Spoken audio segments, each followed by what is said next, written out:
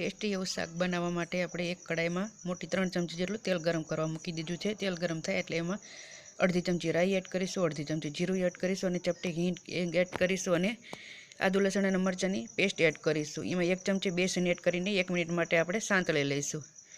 લોટ સંતળાઈ ગયા બાદ આપણે એમાં 2 કાપેલી ડુંગળી એડ કરી લઈશું અને લાલ કલરની થાય ત્યાં સુધી આપણે એને સાંતળી લઈશું। ડુંગળી સંતળાઈ ગયા બાદ એમાં 2 ટામેટા કાપેલા એડ કરી લઈશું અને સોફ્ટ થાય ત્યાં સુધી આપણે એને થવા દઈશું। તો ટમેટા સરસ રીતે સોફ્ટ થઈ ગયા છે તો એમાં આપણે મસાલા એડ કરીશું। અડધી ચમચી હળદર, અડધી ચમચી લાલ મરચું પાવડર, અડધી ચમચી ધાણા જીરું પાવડર, સ્વાદ મુજબ મીઠું અને અડધી ચમચી જેટલો ગરમ મસાલા પાવડર એડ કરીને આપણે સાંતળી લઈશું।